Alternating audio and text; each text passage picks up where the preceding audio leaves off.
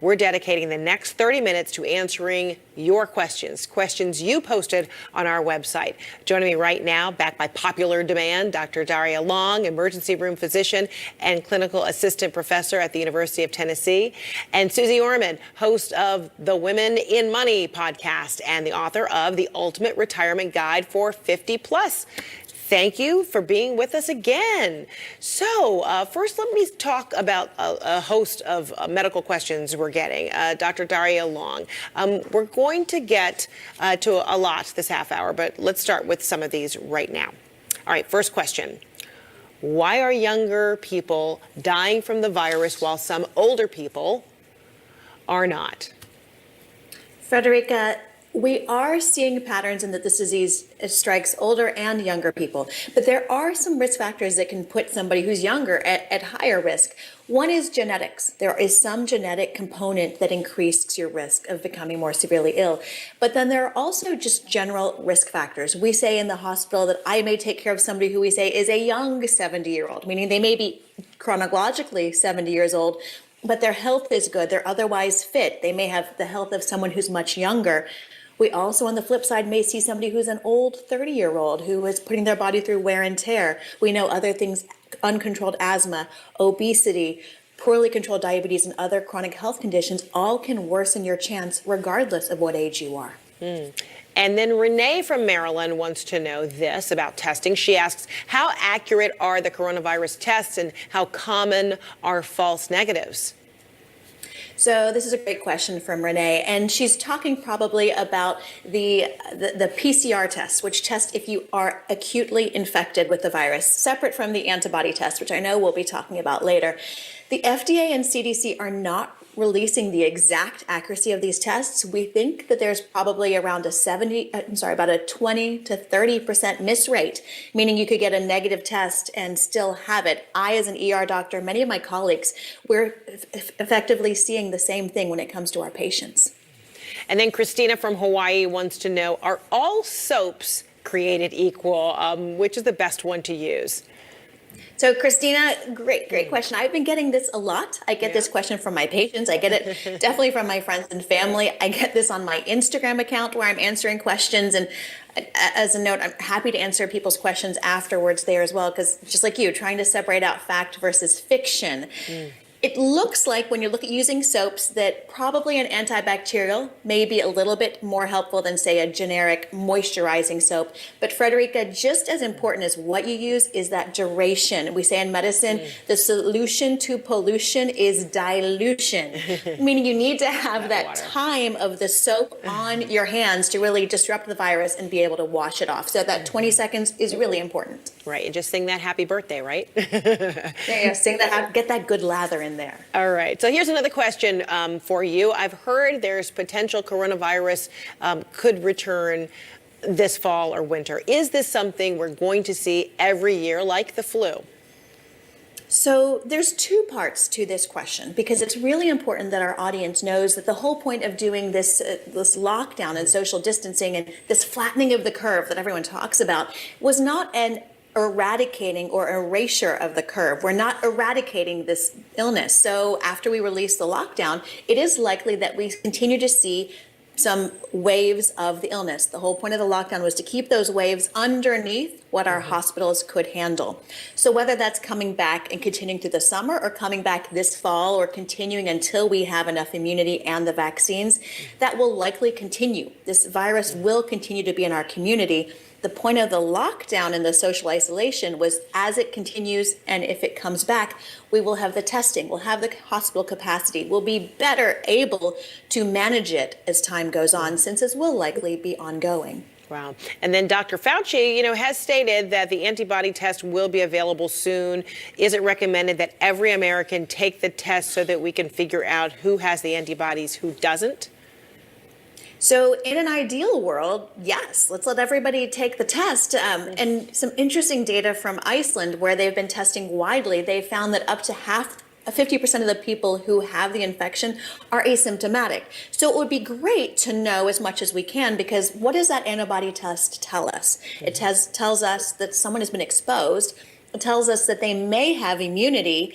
And even more important for the media, which is what on everyone's mind, is about releasing this lockdown, because those people who may have been exposed and may have immunity can possibly more safely go back to work more quickly in a really phased, strategic way. All right, stay with me. We've got many more questions that really zero in on life at home, your finances. Don't go anywhere. We'll be right back. All right, welcome back. We've got your questions, and I'm joined again by Dr. Darria Long, as well as clinical psychologist Jeff Gardere and money expert Suze Orman. They are here to answer all of your coronavirus questions. So, Jeff, here's a question for you. A viewer asks, how can I stay spiritually connected when I'm unable to attend Easter services this weekend?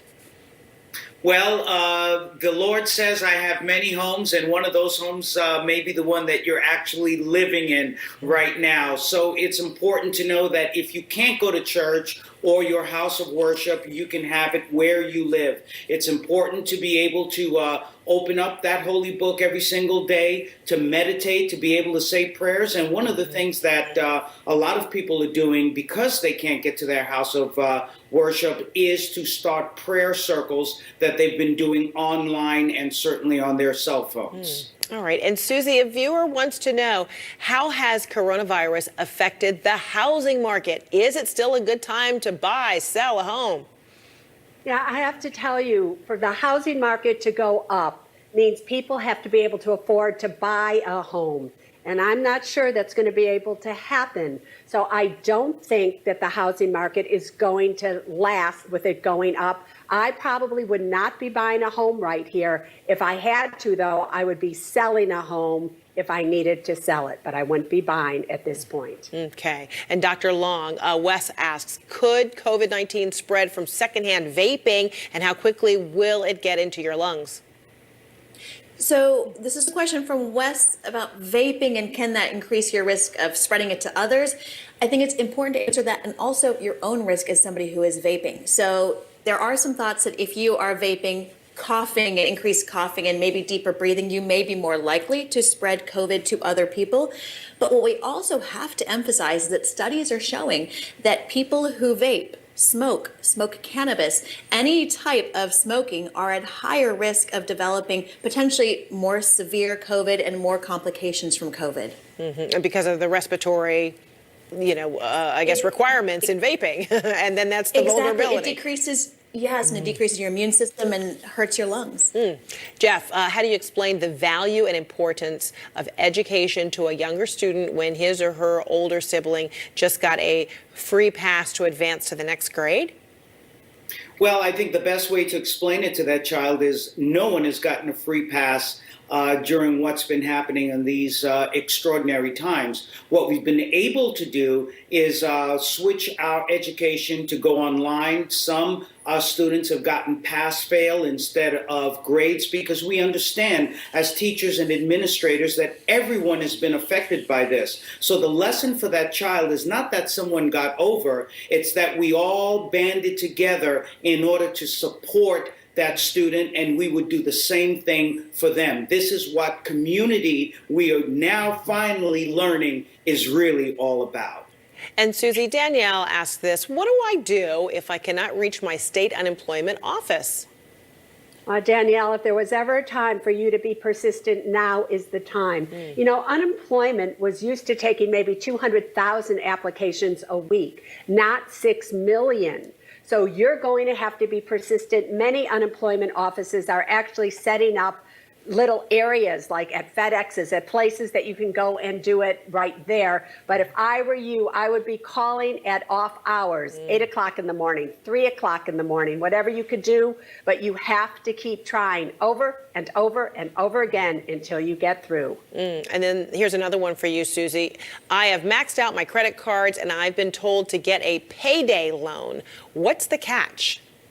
Yeah, there's a big catch that with a payday loan, the way that they're structured, please know, everybody, not only are they at about 300% interest, but you cannot discharge them in bankruptcy the way they are structured. So the last resort, in fact, you should never, ever, ever, under any circumstance, I don't care what situation you're in, you should never get a payday loan. Whoever gave you that advice, don't ever listen to them again. I've never even heard that before. Is that like a third party? I mean, that's not something through your own employer, is it? No, that's something. There are payday loans all over the place, Fredricka, where you go and they say, cash your check, do these things. You go in, and it's like, seriously, at 300% interest. But they're renewed every 90 days, the contract, and that's why they're not dischargeable in bankruptcy. The worst thing you could ever do in your life. It sounds never ending. All right. Dr. Darria Long, Jeff Gardere, Suze Orman, stick around. We've got more questions right after this. But first, here's a story that's going to make everybody smile. A Georgia bar owner was able to help her now unemployed staff by collecting the cash that was attached to the walls. Jennifer Knox owns the Sandbar in Tybee Island, and customers leave their mark by writing on dollar bills, and then they staple them to the walls and ceiling. Well, Knox collected about $4,000, giving staff members $600 each. All right, welcome back. I'm joined again by Dr. Darria Long, clinical psychologist, Jeff Gardere, and money expert Suze Orman, here to answer all of your questions that you've submitted to CNN.com. All right, so Dr. Long, Megan from Georgia wants to know this. If you are wiping down a large load of groceries, can you use one antibacterial wipe, or does the wipe become contaminated at some point? So Megan from Georgia, that's my hometown. So when you are using your wipes to wipe down groceries, make sure most importantly is you want to use a wipe that's been approved by the EPA to be active against coronavirus. That's most important. And then once you are wiping it down, you're asking, do I need to change out the wipes? I would say as long as the wipe is still moist, it's not torn, and it's still able to apply fluid to the container, then you're fine. Once it starts to get dry, then replace it and get a new one to make sure that those groceries are clean. And again, we're talking about that because the virus can remain viable on cardboard for about 24 hours, plastics for up to 72 hours, which is why you want to wipe some of them down. Oh my gosh. Okay, it doesn't just smear it around then, that wipe. Don't smear it around, exactly, Fred. Okay. All right, Jeff, a question for you. Christine asks, how do I keep my children occupied while I'm working from home? Oh boy, that's everybody's dilemma right now, isn't it? Yeah, including mine. And you might see a couple of kids running through Someone might run by. different stores. Right. Well, one of the things that we do in my household, and we think it's very important, now is the time for projects in the home. So home improvements such as painting, getting the kids to do puzzles, making sure that they make their beds, tidying, straightening out things, and of course, following the schedules of homework. We want to keep the habit of school going. So all of those things keep them busy. But the other thing that it does is it keeps them on a schedule, and it keeps the self-discipline, and the time goes faster, and they're still able to stay grounded and more mentally stable in that way. So keep them busy. Oh, it sounds like, and helping them know they've got purpose too, right? They've got to-do lists, and they've got to, check it off. So well, that's exactly what we found, Fred, Yeah. that now in this time of COVID-19, we are now working as families and as societies, working as groups, helping one another. And we've gotten away from that for too long, but we're back in it and in the right way. yeah, some kids might find that really useful and helpful too. So Suze, people are looking for help in a lot of different directions, particularly financially. But this person asks, what type of help is the federal government providing small businesses?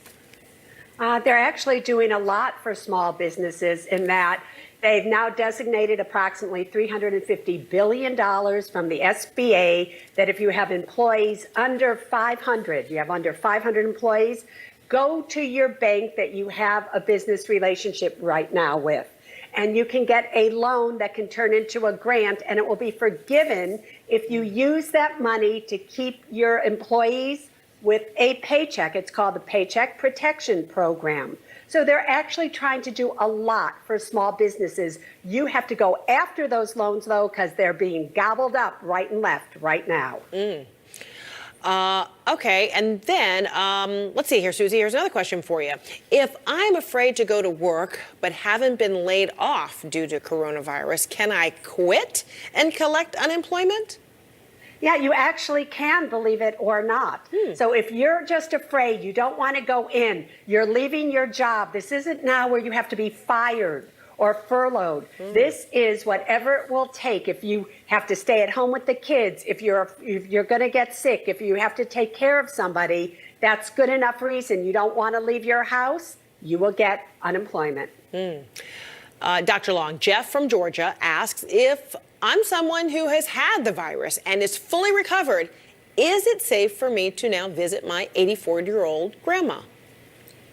So, Jeff, this is a question that a lot of people are asking. The big question behind your question is, if you have gotten the virus and you've recovered, are you immune?